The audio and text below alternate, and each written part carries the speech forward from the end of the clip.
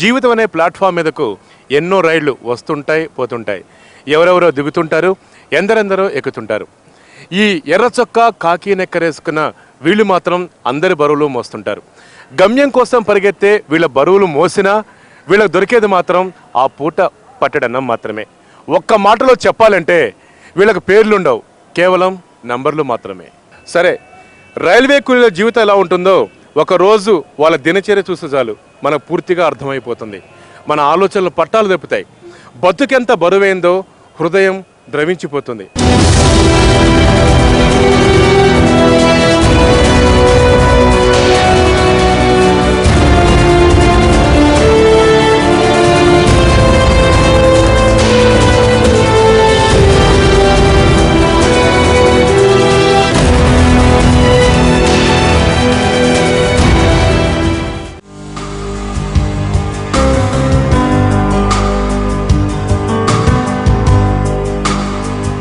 డ్యూటీకి వెళ్తున్నా సార్. పొద్దున్న ఇంటికి బయలుదేరుతాం మీ జనగాం నుంచి?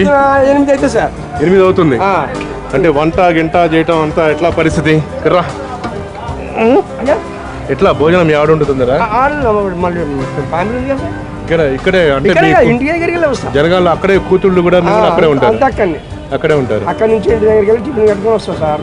టిఫిన్ కట్టుకొని రోజు 8 గంటలకు వెళ్తా. 8 బండి మా ఊళ్ళో ఆగుతుంది, భాగ్యనగర్ ఎక్స్ప్రెస్. ఆ బండికి వస్తాము. ఇక్కడికి వచ్చే వరకు 10:30, 11 అవుతుంది.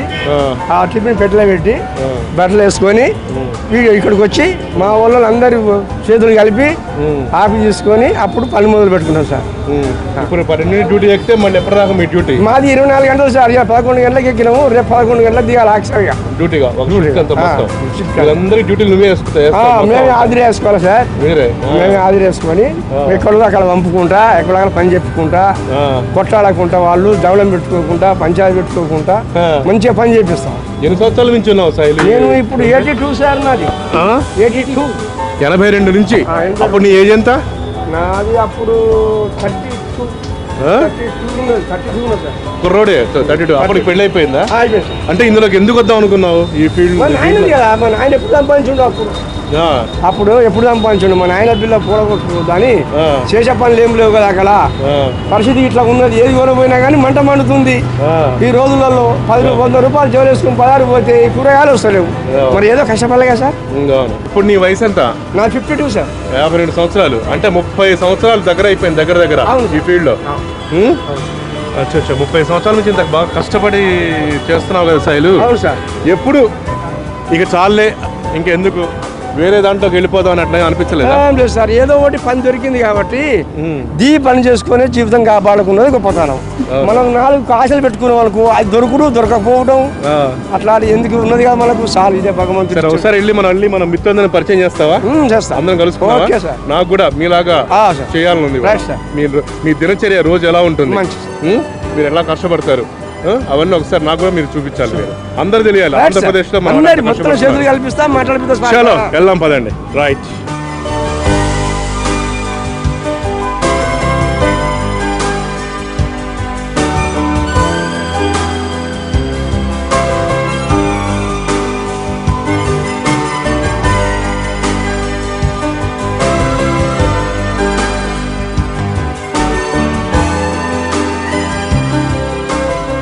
సార్ మీ వాళ్ళందరూ పరిచయం చేయమన్నా? అందరు హలో హాయ్.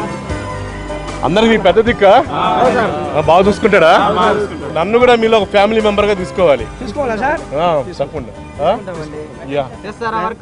తప్పకుండా.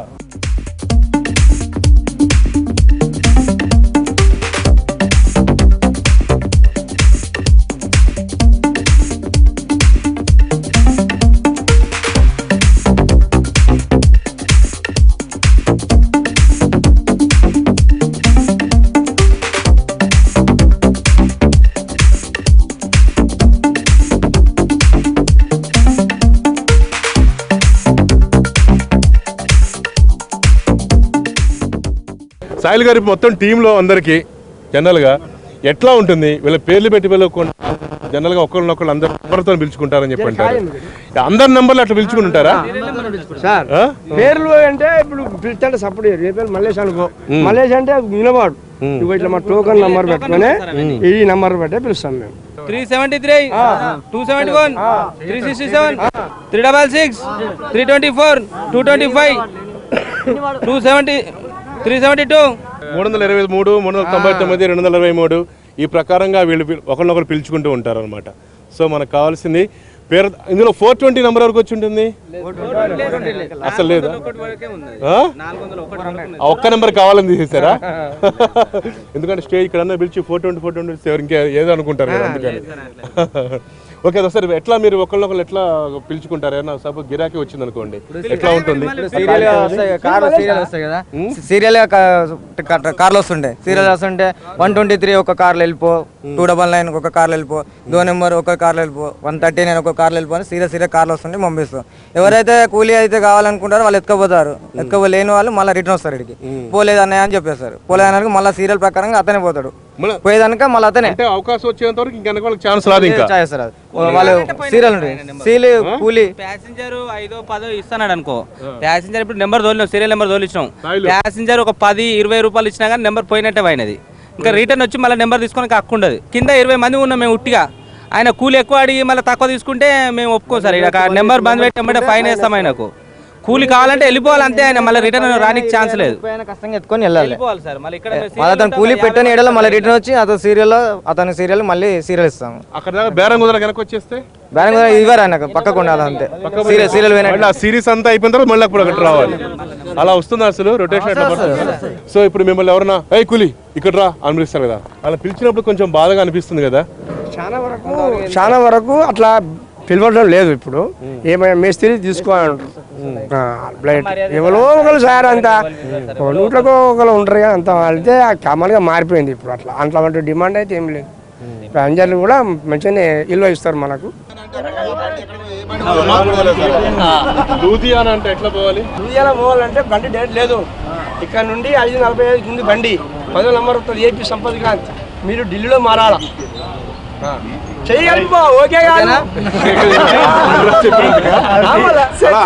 రోజు ఇట్లా అందరు మీరు ఒక గైడ్ గా పనిచేస్తుంటారా? మీరు మంచి బిజీగా ఉన్న టైంలో ఇట్లా గెలిచి మరి ఏ ట్రైన్ చెప్పకపోతే బాధపడతారు వాళ్ళు. మనం చెప్పే వృత్తి వాళ్ళు అడిగే బాధ్యత. కార్ వచ్చింది తీసిన నెంబర్ 1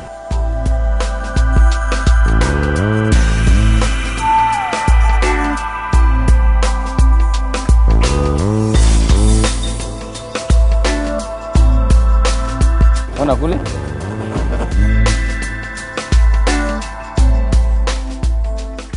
ఇప్పుడు యావరేజ్ రోజుకి ఎంత వస్తుంది అందరికి ఒక్కొక్కరికి? సార్ 250, 200 ఇట్లా వస్తుంది అంతే. అంతే సార్, 250 రూపాయలు అంతే.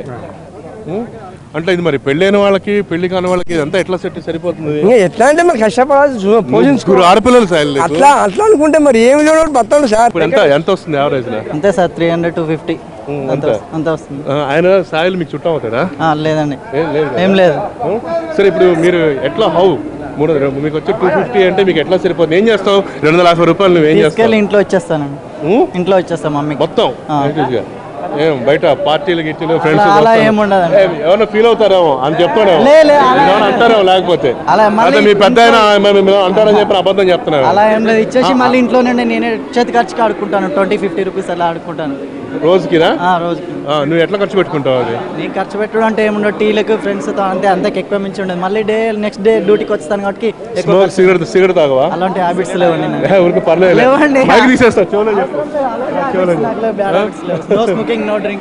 మరి రేపు నీకు పెళ్ళైతే అలా సరిపోతుందా?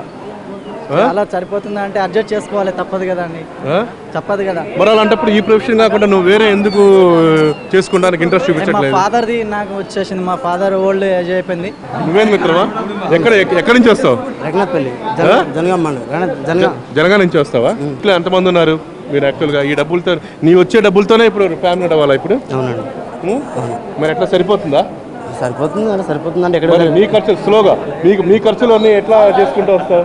నీ సొంత ఖర్చులకు ఎట్లా మనకు ఖర్చు అనేది ఏమి ఉండదు కదా, ఇక్కడనే ఉంటాం 24 hours, తర్వాత ఇంటికి వెళ్తాం కదా. అవును, మామూలుగా ఇంటి దగ్గరకు వచ్చేప్పుడు మళ్ళీ తిని మళ్ళీ రిటర్న్ రావడం అంతే పెద్ద. మళ్ళీ ఇంకా ఫ్యామిలీ తోటి వాటితోటి ఎవరు తిరగటం కానీ సినిమాలు వెళ్ళటం, నీ పర్సనల్ లైఫ్ ఎట్లా ఉంటుంది? అదంతా ఏం లేదండి, దానికైతే ఖర్చు కావాలి. ఇప్పుడు రేపు మధ్యాహ్నం 12 o'clock ఇంటికి వెళ్ళిపోతావు, వెళ్ళిపోయిన తర్వాత మళ్ళీ మిగతా టైం అంతా ఏం చేస్తావు అక్కడ? ఇంటి దగ్గర వర్క్ ఉంటే చూసుకుంటాం, ఇంటి దగ్గర ఏమైనా పని ఉంటే చూసుకుంటాం.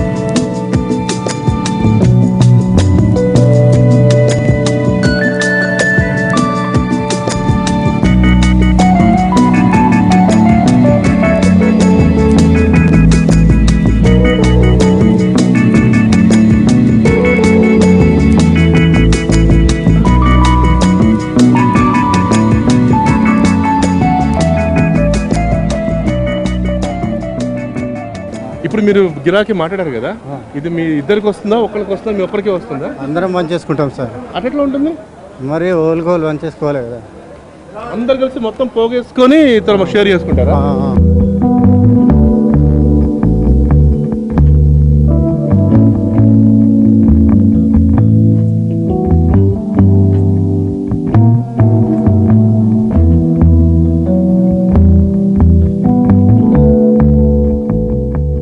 ఎట్లా మోస్తున్నారు అబ్బా ఇంత పెద్ద లగేజ్ మీరు? ఇంత నేను చూడండి, తిప్పి కొడితే 50 కిలోలు లేడు, ఒక్కొక్క ట్రైన్కి 100 కిలో 150 కిలోలు మోస్తాడు.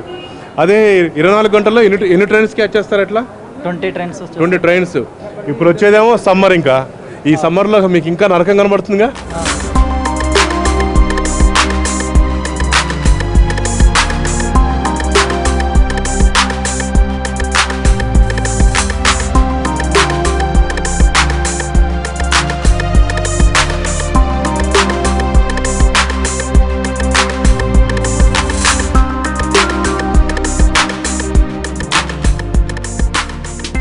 మీరు ఎట్లా మోస్తున్నారు? ఈయనున్నాడు, నేనన్నా లావుగా ఉన్నా, ఈయన కనీసం 50 కిలోలు ఉన్నాడు.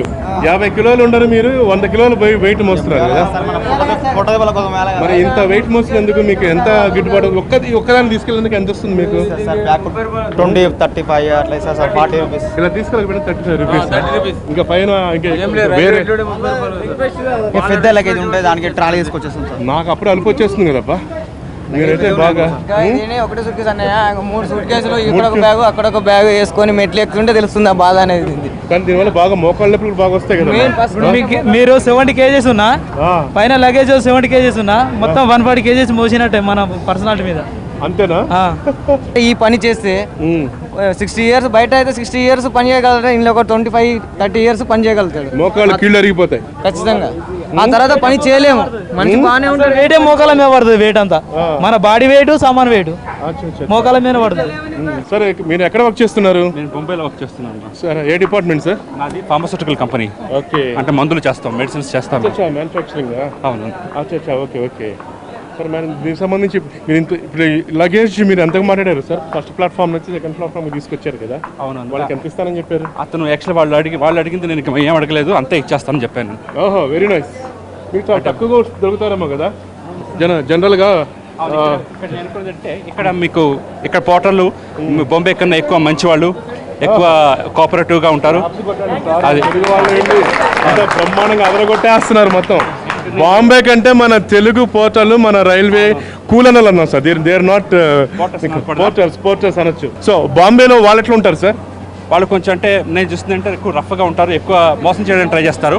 ఇక్కడ అలాంటిదేం లేదు. ఇక్కడ నాకు మంచి ఇంప్రెషన్ ఉంది ఇక్కడ మన పోర్టర్స్ మీద.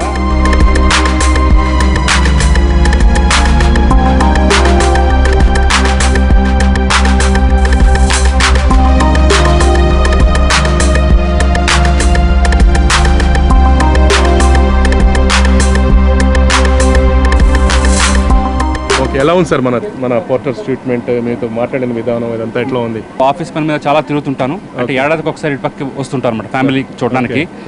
సో అందుకని ఇక్కడ ఇంటరాక్షన్స్ తక్కువ. కానీ నా ఇంప్రెషన్ ఏంటంటే మిగతా సిటీస్తో కన్నా కంపేర్ చేస్తే మన హైదరాబాద్లో పోర్టర్లు నాకు చాలా మంచిగా అనిపించారు. చాలా కోఆపరేటివ్. అదే బాంబేలో, ఢిల్లీలో చూస్తే అక్కడ కొంచెం రఫ్గా ఉంటారు అనమాట, ఎక్కువ చీట్ చేయడానికి కదా చూస్తుంటారు. ఇక్కడ అలాంటిదేమో నాకు కనిపించలేదు. చాలా I'm very impressed with all of you. Very good, thank you so much. Sir మా పేమెంట్ కూడా మర్చిపోయారు సార్. ఇస్తా తప్పకుండా.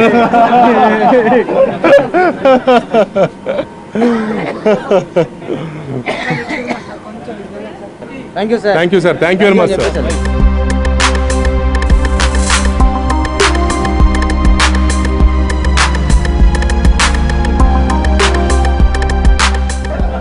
మామూలుగా అయితే అంతే తీసుకుంటారు దీనికి? జనరల్గా అయితే ఒక సూట్ కేసు అయితే 30 రూపాయలు తీసుకుంటాం సార్. ఏదో ఇద్దరం వచ్చిన కాడికి 50 చేసిండు, 50 చేసి. జనరల్గా అయితే అదొకటి మేము మోసుకొని తీసుకెళ్ళిపోయిండు. ఒకటే అంటే నేను 30 అన్న. ఒకటే సూట్ కేసు అంటే బాబు ఒకటే సూట్ కేసు ఉంది, ఏం తీసుకుంటామంటే 30 రూపాయలు ఇస్తారన్న. సరే బాబు ఎత్తుకో అన్నాడు. ఎందుకంటే ఇంకోటి కూడా ఉంది బాబు సార్ అన్నాడు. అంటే మీ ఇష్టం సార్ ఎంత ఇవ్వండి, 2 సామాన్లు ఎత్తుకొని వచ్చి ట్రైన్ ఎక్కించిన. ఆయన ఒక అన్నారు సార్, బాంబే, ఢిల్లీ, మిగతా సిటీస్లో కన్నా మన తెలుగు వాళ్ళు చాలా ట్రీట్మెంట్ చాలా బాగుంటుంది, చాలా డిగ్నిఫైడ్ గా ఉంటారు, ఏ ఇబ్బంది పెట్టరు, ఏం చేస్తారు అని చెప్పారు. అలానప్పుడు మీకు ఎట్లా అనిపించింది? సంతోషంగా అనిపించింది. చాలా సంతోషం అనిపించింది. మేము చేసిన పనులకి విజయవాడ, గుంటూరుకి వెళ్ళామండి. గోల్కొండ. Thank you sir. మీరు ఎక్కడ పోవాలి? మేము ఖమ్మం పోవాలి సార్. ఖమ్మం అంటే పోతుందా ఇది? Okay, right. సో మీరు ఇట్లా వాళ్ళకి పాసెంజర్స్ కూడా గైడ్ గా హెల్ప్ చేస్తున్నారు. ఏ ట్రైన్ కి అడిగి పోవాలన్నా కూడా మళ్ళీ మీరు వచ్చి అడుగుతూనే ఉంటారు. ట్రైన్ కూడా చెప్తుంటాం.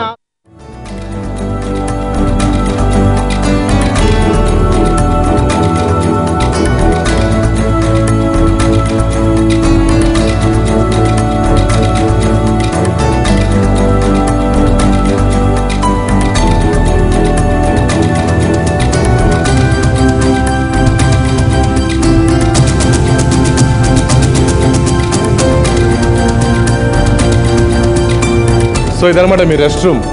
అంటే లంచ్ కానీ భోజనాలు కానీ ఇక్కడ మరి మనస్ఫూర్తిగా పిలుస్తాయి. సో నాకు కూడా మీతో పాటు భోజనం.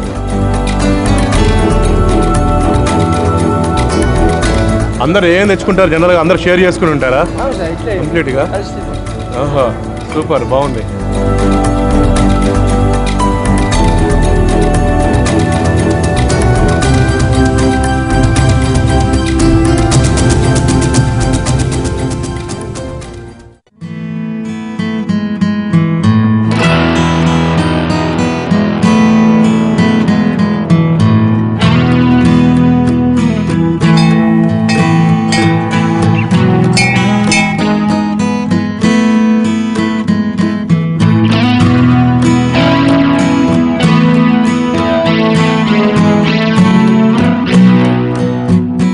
ప్రస్తుతం మనం మహంకాళి టెంపుల్ ప్రాంగణంలో ఉన్నాం. 11 o'clock వీళ్ళ లైఫ్ సైకిల్ స్టార్ట్ అవుతుంది. 11 o'clock నుంచి స్టేషన్ బయట ఆ ట్రైన్స్కి వచ్చేటువంటి పాసింజర్స్ దగ్గర లగేజ్ తీసుకొని లోపలికి వస్తారు. వచ్చే ట్రైన్స్ దగ్గర ఉన్నటువంటి మధ్య ట్రైన్స్ దగ్గర నుంచి లగేజ్ తీసుకొని మళ్ళీ బయటికి వెళ్తారు.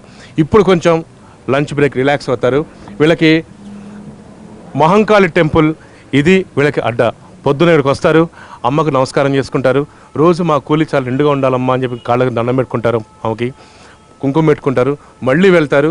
మళ్ళీ ఒక్కొక్క ట్రైన్ వెళ్తుంటుంది, ఆ తర్వాత ఒక బ్యాచ్ వస్తుంటారు, ఇట్లా రిలాక్స్ అవుతుంటారు.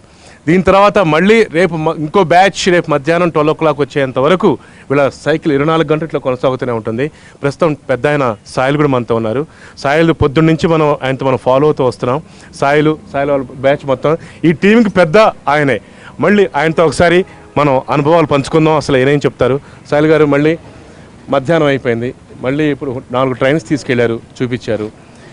ఈరోజు ఈ రొటీన్ సైకిల్ లైఫ్లో మీకు ఎప్పుడు ఈ బోర్ అనిపించలేదా? ఇక చాలే, ఇంకెందుకు హ్యాగా వెళ్ళిపోదాం, రిటైర్ అయిపోదాం అని చెప్పి అనిపించట్లేదు? మాకు ఎలాంటి బోర్ లేదు సార్. అంతే, వీళ్ళతో కలిసిమెలిసి ఉంటుంటే హ్యాపీగా అనిపిస్తుంది, సంతోషం అనిపిస్తుంది. డబ్బులు వచ్చినా రాకున్నా కానీ మన మా బంధువులు ఉన్నారు కాబట్టి మనకి ఎలాంటి బాధ లేదు.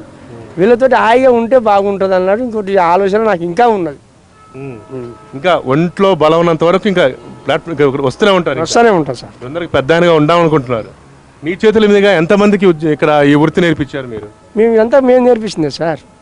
మీరు ఏ సంవత్సరం నుంచి మీరు ఇక్కడ వచ్చారు? మేము ఇప్పుడు 82 మా అపాయింట్మెంట్ ఇక్కడ. 82 నుంచి 82 నుంచి ఇప్పుడు ఇక్కడ 2010 వరకు మొత్తం అంటే వంశపారంపర్యంగా అందరికి ఇట్లా వస్తూనే ఉంది మొత్తం. ఎట్లా ఉంది? మీరు అప్పుడున్నప్పుడు మీకు రోజు ఎంత వచ్చేది పేమెంట్? ఇప్పుడు అంతా ఫ్యాషన్ అయిపోయింది మొత్తం అంతా. వీల్ కార్లు వస్తున్నాయి, చైర్లు వస్తున్నాయి. అంటే బెనిఫిట్ కొద్దిగా వీసులు వచ్చాయి కాబట్టి ఎవరు వాళ్ళే బండి దిగినా వాళ్ళే గుంజుకొని పోతున్నారు. ఇంకా అంత ముందుకు వీసులు లేకుండా ఏం లేకుండా ఎవరైనా కానీ మేస్త్రి తీసుకోవాలంటే ఆ జమాల నుంచి కూడా అట్లనే ఉన్నది, అట్లనే బతున్నాం. ఇప్పుడు కూడా అట్లనే బతున్నాం సార్. మేము కొంచెం ఏంటంటే శాతనలు వాళ్ళ సమయాలు వాళ్ళు తీసుకుపోతారు సార్. దానికి మనం ఎంత బాధ్యతలం కావు కదా. మరి ఇంతమందిని టీంని మెయింటైన్ చేయడం కష్టం కదా. వాళ్ళకి ఎంతైనా సరే గొడవలు రాకుండా ఉండవు, కొట్లాటలు రాకుండా ఉండవు. మరి మీరు పెద్ద మనిషిగా, మీరు టీం, మీరు నాయకుడిలాగా వీళ్ళందరినీ మీరు ఎట్లా సంజాయిస్తారు? సంధానించాలంటే ఇద్దరు పంచాయతీ పెట్టుకుని చాలా పెట్టుకుని వద్దు పంచాయతీ పెట్టుకోవద్దు, కలిసిమెలిసి ఉండాలి. పంచాయతీ ఏ విషయాల్లో వస్తుంటుంది? ఈ సామాన్కి కన్నో డబ్బులు కన్నా చూసుకున్నా కదా ఉంటుంది. ఉన్నా కానీ పెట్టుకొని అట్లా వీళ్ళు అక్కడ సమాధానం పెట్టి ఇక్కడ సమాధానం పెట్టి ఎలా కొడతాం. ఇప్పుడున్న పరిస్థితుల్లో ఇవాళంతా మీరు స్థాయిలు చూశారు కదా. ఇందులో మీ టీంలో 2-3 ఏం రాలేదనుకోండి, అప్పుడు ఏంది వేరే వాళ్ళ దగ్గర డబ్బులు వేరే వాళ్ళు సంపాదించి అడ్జస్ట్ చేస్తారా? ఆ రోజుకి వాళ్ళకి అంతే అని చెప్పి వదిలేస్తారు. కాకపోతే అవసరం అంటే సాయం చేస్తాం. ఎవరికి కష్టం వచ్చినా బాధ వచ్చినా వాళ్ళకి మేము సహాయపడడానికి మేము సహాయం చేస్తుంటాం. అంత అన్నదమ్ములకు కలిసి ఉంటాం. బాగుండగా ఎవరైనా హాస్పిటల్ కలిపి ఎవరైనా యాక్సిడెంట్ అయిపోయి ఎవరైనా జ్వరాలు వచ్చినప్పుడు ఏ ఆపద వచ్చినా ఒక్కరికి వచ్చినా కానీ మాకు అందరికి వచ్చినట్టే ఫీల్ అవుతాం. అందరం ఒకే చేసుకుని మళ్ళీ మనిషిని మా దాంట్లో మళ్ళీ పని చేయించుకుంటాం మేము. ఇంతమంది రైల్వే పోర్టర్లకు నాయకుడు కాదు నాయకురాలు ఎవరో మీకు తెలుసా? M Uma Nagendramani. South Central Railway licensed porter సంఘానికి జనరల్ సెక్రటరీగా పనిచేస్తున్నారు. ఆవిడే వీళ్ళందరికీ పెద్ద దిక్కు. వీళ్ళకి ఏ కష్ట నష్టం వచ్చినా సాధక బాధకాలు ఆవిడతోనే పంచుకుంటారు. అలా ఉండి కలిసిపోతేనే కదా వాళ్ళ కష్ట నష్టాలు ఓపెన్ గా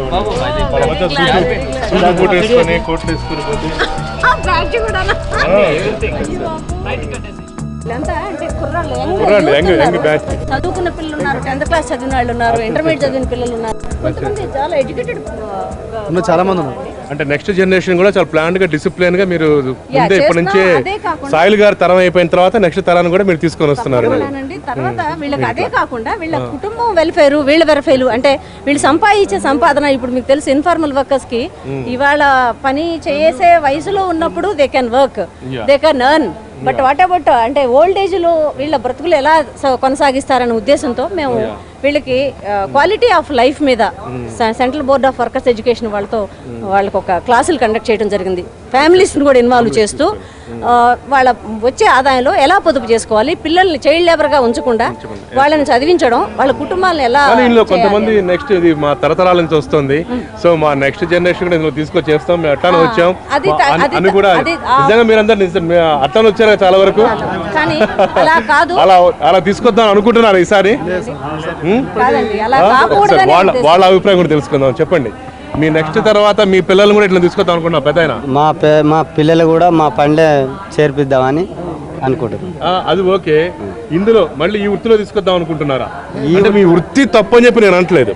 అంటే ఏ తల్లిదండ్రులైనా సరే మా పిల్లలు పెద్ద పొజిషన్లో ఉండాలి, ఇంకా పైకి రావాలని చెప్పి అనుకుంటారు కదా. అది లేదు సార్, మంచిగా చదివించి మంచిగా వాళ్ళని ఉద్యోగం చేయాలని మాకు కోరికలు ఉన్నాయి, చేయించాలి. అలా వీళ్ళకంటే అన్నిట్లో అవేర్నెస్ తీసుకురావాలని, వీళ్ళే కాకుండా వీళ్ళ కుటుంబాలను కూడా వాళ్ళకి కూడా అంటే ఫ్యామిలీ మీట్ అని పెట్టి ఎడ్యుకేట్ చేసి ఈవేళ అన్ని రంగాల్లో మా వాళ్ళు ఏది తక్కువ లేదంటే మా వాళ్ళకి కూడా అన్ని నాలెడ్జ్లు ఉంటేనే వాళ్ళు ప్లాట్ఫామ్ మీద మనుగడ సాగించగలరు అనే ఉద్దేశంతో వాళ్ళకి మంచి ప్రోగ్రామ్స్ కండక్ట్.